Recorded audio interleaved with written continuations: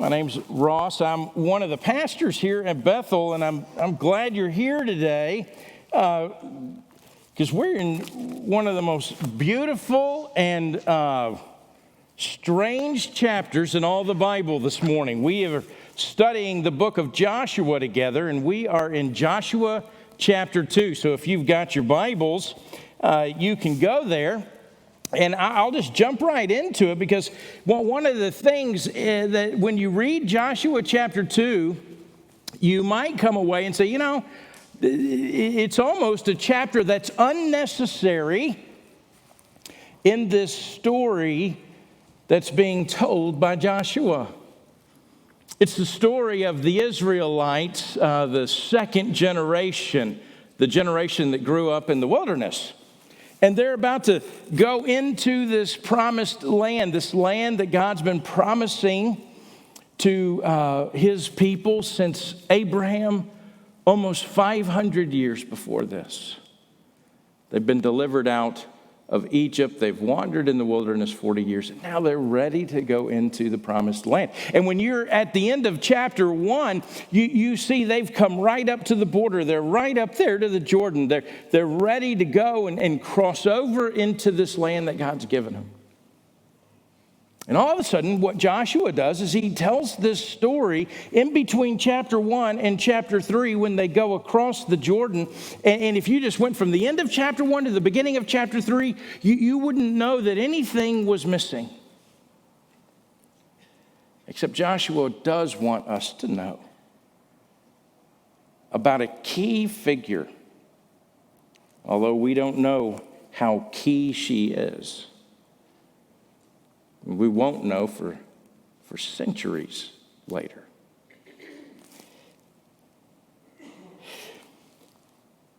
This story is about spies, and it is about those that are being sent across the Jordan, and they're being sent across because they need to see the land and what's happening in the land. I'm sorry, I'm having a problem. Here we go. All right. Look at verse 1 with me. It says, "And Joshua, son of Nun, sent 2 men secretly from Shittim as spies, saying, 'Go view the land, especially Jericho.' And they went and came into the house of a prostitute whose name was Rahab, and lodged there." Well, I just want to stop right there, and I want to show you 2 things. I want to show you, one, the setting and the scene. The setting is that they've come into this place, that they're camped out on the east side of the Jordan. And they're in a place called Shittim. And if you went from where they camped, it means Acacia woods. And so it means they probably camped under the trees just at the edge of the plain before you get to the mountains. And it's about 5 miles from where they're camped. They could walk straight 5 miles, and they would run right into the Jordan River. And then on the other side of the Jordan River, about 5 miles to 7 miles, is a city called Jericho. And so on a clear day, you could be sitting in Shittim, and you could look across the plain, and you would be able to see Jericho in the distance. It's not the first time that the Israelites have been here. They were there before. If you went all the way back to Numbers, beginning in chapter 22, and you see chapter 22 and 23 and 24 and 25, and you see that there's a king named Balak, and he's the king of Moab. He's there in this area, and he contacts a prophet named Balaam. And he wants Balaam to curse the Israelites to try to prevent them from entering into Canaan. And so God intervenes, forbids Balaam from cursing Israel. And then on his way to the princes of Moab, the angel of the Lord shows up. You remember the story. And the donkey, he's the only one that has the eyes to see. This is Balaam's donkey. And the donkey begins to talk. And Balaam carries on a conversation, kind of strange. All this happens in this area. What also happens is right after this, the Israelites will fall into idol worship, making sacrifices to the Moabite gods. But this is a different generation. This is the next generation. This generation's under Joshua's leadership, and they've got their eyes across the Jordan, and they're looking at Jericho. And so now we're given the scene, and we read that these spies, Joshua sends 2 spies over, and they're to scout out the land. And when they get across the Jordan and they make the walk and they get to Jericho, they go to Rahab's house. And then what the text tells us is that she's a prostitute. And it surprises us as readers. Listen, at the same time, it would have been a logical place to go, I guess. I mean, you want to know what's going on in the world of Jericho. Rahab's house would have been the place for information, maybe like a barber shop. Maybe. See, there's a tension right here at the beginning. There's supposed to be a tension. In fact, the Hebrew writer, very likely Joshua's, the language that he's using here is provocative. It's veiled, it's subtle, but provocative nonetheless. Language like the men entering the house and the men laying down. As the reader, we're thinking, surely this is about to come off the rails. Look at verse 2.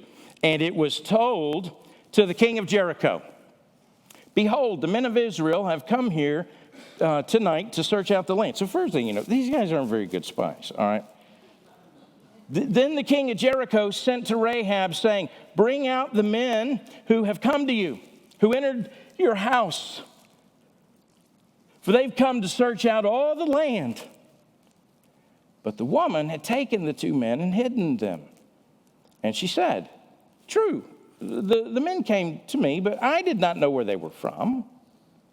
And when the gate was about to be closed at dark, the men went out. I do not know where the men went. Pursue them quickly, for you will overtake them. Well, here's what we discover. King's on the alert. He hears about the Jews, and he knows about this visit to the Jews. And so in verse 3, summons Rahab, wants to know where the men are. He wants Rahab to hand them over. Verses 4 and 5, she hides the spies and informs the king, yeah, they were here, but she doesn't know who they were, and more than that, they left. In other words, here's the thing. Rahab lies. And it's a big lie. In fact, what she does is not simply protect these 2 men, the 2 spies. She puts herself in grave danger. She puts her family in grave danger. If she's caught, she would have been executed right along with her family. She takes this huge risk. But why? I mean, she doesn't even know them, and we'll find out in just a moment. But I want to point out, this is the question that the writer wants us to ask, and the question is, why does she do it? Now, let me say this: the writer is not concerned with the ethical dilemma of her lie. So you can read this chapter, and you can become so hung up on the fact that Rahab lied, and did she do the right thing? Did she do the wrong thing? How can let me quote a guy, Dale Ralph Davis, who writes this in his commentary. Maybe this will be helpful for you if you struggle with that. He says, this, incidentally, tells us what the writer is not concerned about. He's not very interested in picky ethical questions based on verses 4 through 6. Endless wranglings and discussions about whether it was right for Rahab to lie to the Jericho police and so on. It's tragic when people snag their pants on the nail of Rahab's lie, quibble endlessly about the matter, and never get around to hearing Rahab's truth, which the writer has conspired to make the center of the whole narrative. Then he gives this example. You ready? That's like a wife who proudly opens the refrigerator door to show her husband the scrumptious salad and dessert that she's prepared for their dinner guests. But her husband, scarcely glancing at those delicacies, instead rubs his finger across the top of the fridge and goes off muttering, "There seems to be a good bit of dust on top of the refrigerator." He missed the whole point. He didn't understand his wife's intention at all. His focus was all wrong. Naturally, he says. The New Testament doesn't fall into this trap. It consistently stresses the faith of Rahab. We'll see that in a moment. Let's keep going. Look at verses 6 and 7. But she brought them up to the roof, and she hid them with the stalks of flax that she'd laid in order on the roof. And so the men pursued after them on the way to Jordan as far as the fords. And the gate was shut as soon as the pursuers had gone out. She hides the men on the roof under the stalks of flax. It's precarious at best. I mean, we're meant to think, well, they got out of this by the skin of their teeth. But behind the scenes, all these events are owing to the guiding hand of God. The men don't search the house. They don't look under the stalks of flax where they're hiding. God's directing these men safely. And God's been preparing Rahab. See, God was not only working with the Israelites the past 40 years, preparing them to trust him, to prepare them for what he had promised, to prepare them to believe in God. He was also preparing Rahab. We know this because of what she says next. Look at her confession, beginning in verse 8. Before the men lay down, she came up to them on the roof and said to them, "I know that the Lord has given you the land, and that the fear of you has fallen upon us, and all the inhabitants of the land melt away before you. For we've heard how the Lord dried up the water of the Red Sea before you when you came out of Egypt, and what you did to the two kings of the Amorites who were beyond the Jordan, to Sihon and Og, whom you devoted to destruction. As soon as we heard it, our hearts melted, and there was no spirit left in any man because of you. For the Lord your God, he's God in heavens above and on the earth beneath. Now then, please swear to me by the Lord that as I've dealt kindly with you, you also will deal kindly with my father's house. And give me a sure sign that you'll save alive my father and mother, my brothers and sisters, and all who belong to them, and deliver our lives from death." It's a remarkable confession. And I don't want to pass over it too quickly. The words are familiar maybe. Maybe they're too familiar. They're choruses that we sing on Sunday morning without much thought. But listen, I want you to hear, Rahab didn't grow up in church. She grew up in the middle of godlessness. Her parents didn't take her to Sunday school. She never went to camp. She didn't have a Bible or a quiet time or a journal. And none of her Facebook friends were Christians. Her knowledge of God came from pagan news. It didn't come from a preacher. It didn't come from an evangelist. The newspaper, the evening news. She'd heard about these Jews who were wandering in the wilderness, the ones who came out of Egypt, and their God had parted the sea. That's what she'd been told. They went up against some of the kings of the Amorites, and because of their God, they defeated them. And the people of Jericho, they were afraid of the Israelites. Listen, they had a city that was fortified by walls. They weren't afraid of people. But this was different. You're being attacked from the east, from the direction of the Jordan. That never concerned them. The time that the kings went to war always coincided with the time that the Jordan River was full. It was impassable. But if a people who had a God who parted waters, then that changed everything. Notice the contrast real quick. So 40 years ago from the telling of the story, the people of Israel, they'd spied out the land and they came back and they were terrified. The people of Israel, they were afraid of the people of the land of Canaan, and their fear kept them from going into the land. It paralyzed their faith. It kept them from following God into the blessing and the promise that he had for them. Now, 40 years later, it's the Canaanites who were afraid. Their hearts were melting, all except for one, Rahab. Her response is not fear, it's faith. I mean, she believed. She wasn't terrified. I mean, she feared God, but she wasn't afraid. What she's demonstrating is faith. So much faith that she risked everything. You have Rahab's confession, this confession about God. It's the confession that Israel should have had 40 years before this. This pagan, idolatrous prostitute that lived in the midst of a godless place, maybe the most godless place on earth at the time. She believed. She heard and she believed. Well, what did she believe? Look at verse 9 again.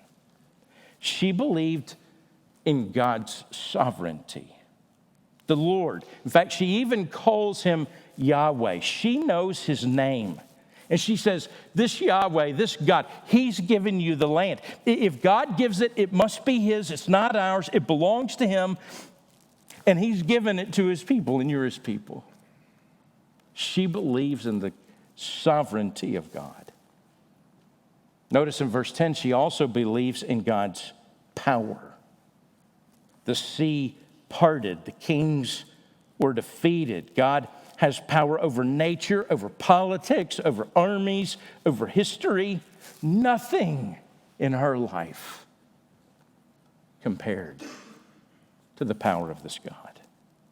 Surely she knew the gods of Canaan. She probably worshiped the gods of Canaan. She may have even been a prostitute that facilitated the worship. Maybe she had an idol. Maybe there was a little trinket in her house. Maybe she may have even received some kind of comfort in her worship. But nothing she'd ever known in her life, ever, compared with the power of Israel's God. She'd risk everything behind to worship him. What we find here, listen, what we find here is hope. The hope of her salvation, the hope for her life was not in the gods that she had known. Not in the armies of Jericho, not in the history of Jericho or the land of Canaan, not in nationalism or politics or herself or anything else. Her hope for salvation was in the God of Israel. Well, God's sovereignty and God's power. Look at verse 11, God's supremacy. She says, for the Lord your God, he's God in the heavens above and the earth below. He's the Lord everywhere. He's the Lord of all. He's the Lord of everything. His supremacy extends everywhere. There's no one beside him. He has no equal. He's supreme. In verse 12, she appeals to God's word. Give me your word. The word you swear by the Lord. She knew that God's wrath was coming to Jericho. She knew her only hope of salvation was God. That God would have to save her by his hand through his people. Rahab's confession is desperate. It is full of dependence. It's a hope against hope that God would be gracious to save her despite who she was. A Canaanite, a woman, a prostitute, a part of godless people who were destined for the destruction of God's wrath. She believed, she hoped, not that God would overlook who she was. She wasn't looking at herself. She believed, she hoped that God would save her because of who He was. In her faith in God, she risked everything. Well, I also don't want you to miss verses 12 and 13, God's mercy and grace. She feared God. She wasn't afraid, but she feared Him and she trusted Him and she believed His mercy and grace could extend even to her. Not because of who she is, but despite who she is. She believed God saw her not only as who she was, but who she could be. This pagan prostitute believed she could worship the one true God. She could become His, that He would accept her. Her entire life was transactional. Love was a transaction. Acceptance was a transaction. Security was a transaction. That's all she'd ever known, and her gods were the same way. She had nothing to give. She couldn't buy her deliverance. She couldn't buy her salvation. She trusts God for it. See, I think maybe that Israel sent the spies into Jericho because they were still a little bit afraid. I mean, they were still unsure. Yes, we believe God, but we want to be sure. I mean, it would make us feel a little better if we could just go scout out the place, find some weakness, lay our eyes on a little hope, we'd feel better. And I believe the Israelites had faith in God. That's why they were there. But they didn't really feel it, maybe. Maybe they just wanted to see it a little bit. And so these two spies, in their quest to find hope in their strengths, some hope that they could actually pull this thing off, that conquering this land it was a doable thing. They wanted to walk by sight. They wanted to see for themselves that they had a chance. Here's what they find. They find a woman of faith. A desperate woman who walked by faith in their God, not by sight. A woman who walked by faith in their God. A woman, a prostitute, someone unclean, unworthy, a woman that they would have shunned. You know what's interesting? The only character named in this whole story. It's not the spies, it's not the king, it's Rahab. And they find in her a faith willing to risk everything on the hope that God is who He says He is and that He will do what He says He will do. Verse 14, and the men said to her, our life for yours, even to death. If you do not tell this business of ours, then when the Lord gives us the land, we'll deal kindly and faithfully with you. They're inspired, I think. They pledge their lives to her. Our life for your life, even to death.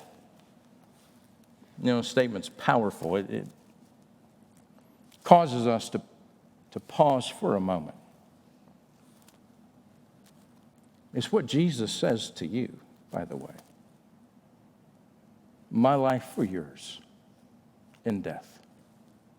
My death for you.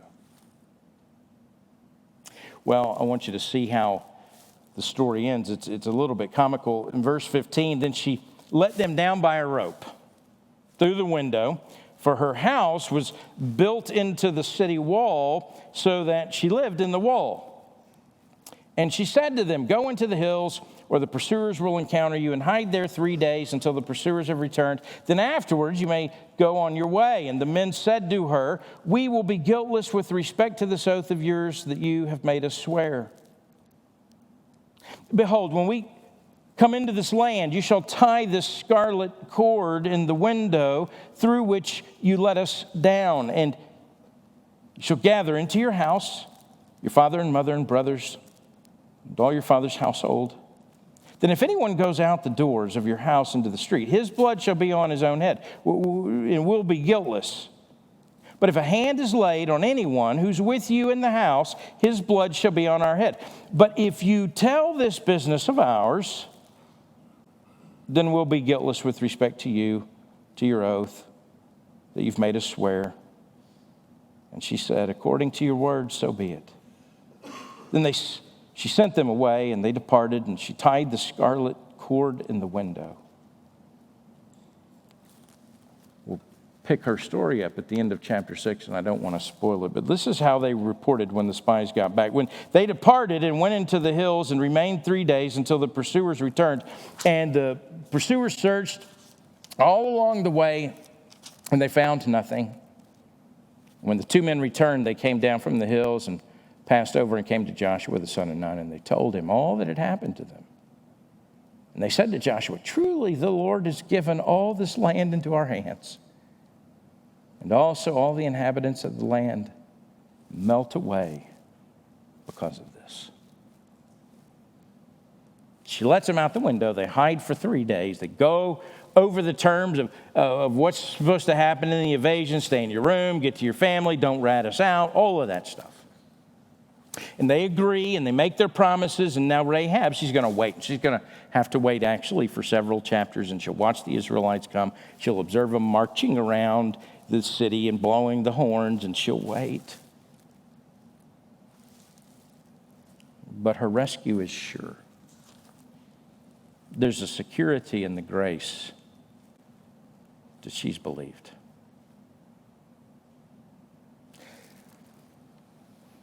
From the earliest believers, they've seen the scarlet cord as a sign, a symbol, a foreshadowing. Oh, it's one that looks back, for sure. They would see it, and it's something that looks back to the Passover when Israel is saved, and the night that God had told him in Egypt he was going to take the firstborns, and they put the blood on the doorpost, and there was salvation that came with that, the Passover.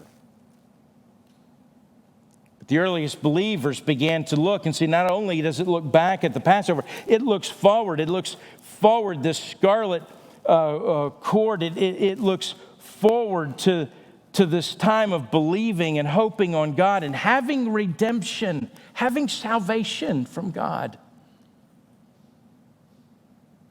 through the bloody death of his son.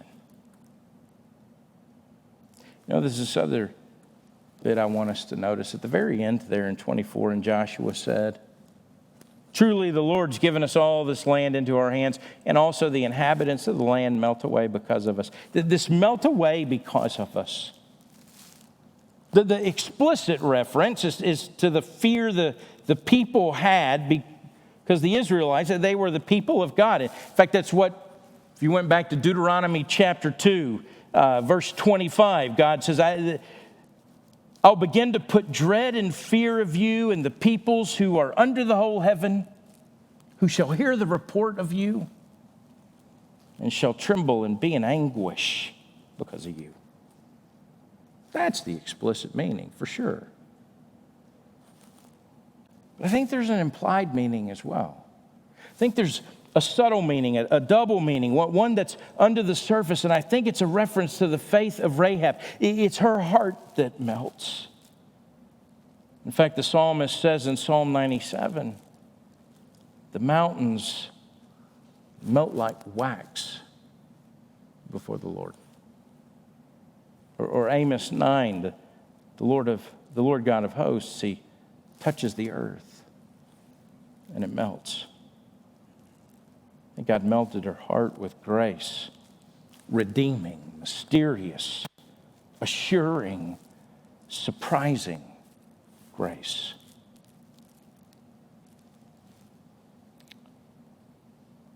But God didn't only save Rahab and and then use Rahab to save Israel, God used Rahab to make it possible to save you. See, after Jericho falls, Rahab is going to be brought into God's covenant people. She's going to become one of them. And then soon she's going to meet a man named Salmon, and they're going to get married, and they have a son, and that son's going to be named Boaz. Boaz is going to have a son named Obed. And Obed has a son named Jesse. And Jesse will have a son named David. And then 24 generations later, Jesus is born from the line of David, and it goes all the way back to Rahab. In fact, one of the most scandalous things when you open Matthew's gospel, Matthew begins with a genealogy, and listed in it are 4 women, Gentile women, pagan women, scandalous women, who all are part of the lineage of Jesus. Here's what's so amazing. Rahab's declaration of faith is truly an act of God's surprising grace. Rahab's an outsider, a stranger to God's covenants and to his law, and she doesn't have the advantages of growing up and hearing about God's ways. She'd been brought up in all the immorality and all the evil and all the customs of her day as a Canaanite. She was a sinful Gentile, outside the covenant mercies of Israel woman. She didn't deserve to be saved, but God had mercy on her. If ever a sinner experienced surprising grace, it was Rahab. But let me remind you, we're not very different from her. I mean, just like Rahab. We're originally not part of God's family. We're part of a corrupt and sinful world. That's how we were born. And just like Rahab, we've heard of God's mighty deeds, and Rahab then experiences God's surprising grace and seeks to find refuge in him. And let me just say, we can experience that same grace today. When you read about Rahab's story, you can't help but see the truth that God sees not just who we are, but who he's making us to be. I'll tell you one other surprising thing about Rahab. There are many labels that we could give people in the Bible. You could call Abraham the selfish liar. You know, the one who traded his wife to save his own life. You could say that about Abraham. Jacob. You could say Jacob, the deceiver.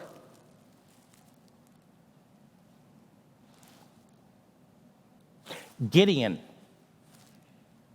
the coward, the one who went and hid in the cliffs. David, you know what you could say about David? Every time you mention David, you know, the adulterer and murderer.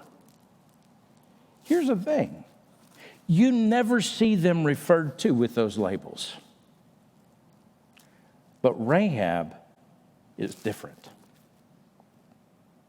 She shows up 3 times in the New Testament. And 2 of those, she's Rahab the harlot. Listen to James chapter 2. And in the same way, was not also Rahab the prostitute justified by works when she received the messengers and sent them away? Hebrews 11, the Hall of Fame of faith. By faith, Rahab the prostitute did not perish with those who were disobedient, because she'd given a friendly welcome to the spies. You always see her referred to as Rahab the harlot, Rahab the prostitute. But here's the thing. Because of her simple faith, it's no longer a label of shame. It's a billboard of surprising grace. There's a lot of parallels that could be drawn from the book of Joshua to the letter that Paul writes to the Ephesians in the New Testament. What Paul describes in terms of doctrine in Ephesians, maybe you'd say it this way. What Paul describes by way of doctrine in Ephesians, Joshua describes with story. Listen to how Paul puts this in Ephesians chapter 2. But God, being rich in mercy,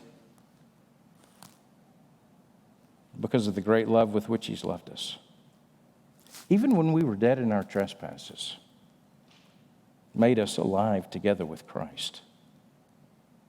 By grace, you've been saved. And raised up with him and seated us with him in the heavenly places in Christ. Now listen to this. So that in the coming ages, he might show the immeasurable riches of his grace and kindness toward us in Christ Jesus. In other words, as a believer this morning, if you are, you're a trophy of God's grace. You're a billboard of God's grace, and you'll be on display forever.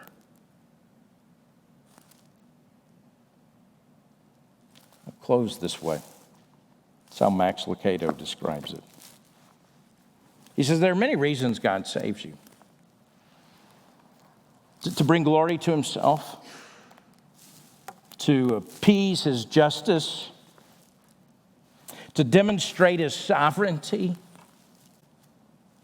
But one of the sweetest reasons God saved you is because he's fond of you. He likes having you around. He thinks you're the best thing to come down the pike in quite a while. If God had a refrigerator, your picture would be on it. If he had a wallet, your photo would be in it. He sends you flowers every spring, sunrise every morning. Whenever you want to talk, he'll listen. He can live anywhere in the universe, and he chose your heart. The Christmas gift he sent you in Bethlehem, face it, friends, Lucado says, he's crazy about you. This morning, I want you to know, I know some of you are here this morning, and you walk in, and we talked about last week even, it's hard for you to get past the shame of your life. You wonder, does anybody know? Well, let me tell you something. God knows. He knows every bit of it. It's no longer a mark of shame for you if you're a believer. It's a billboard of God's grace. You are the trophy of God's grace. And if you're here this morning and you've never trusted God, you've never confessed like Rahab confesses. No. I know that God is sovereign and powerful and supreme and kind and merciful. And to believe that he sent his son, Jesus, to take all that you are, all your sin, all your shame upon himself, and to die the death you deserve, to pay the penalty for your sin, so that you can live, so that you can know the mercy of God, so that you can be overwhelmed and experience his indescribable, unconditional, overwhelming grace. You can do that this morning. God, I trust your Son for my salvation.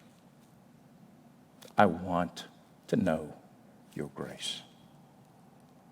If you would you bow with me and let's pray. Father, I pray you'd draw us this morning. You'd remind us of who you are. Father, you remind us of what you've done. We'll walk out of here and into a world that will expend a lot of energy to remind us of all of our shame. And will offer us 1,000 different ways in which we can cover that up and try to save ourselves. And yet, Father, none of that's the answer. And I pray this morning we would run as fast as we can into the arms of your grace. And Father, know what it is to be saved by you. So we ask this the only way we can. In the name of your Son, Jesus, and by the power of your Spirit. Amen.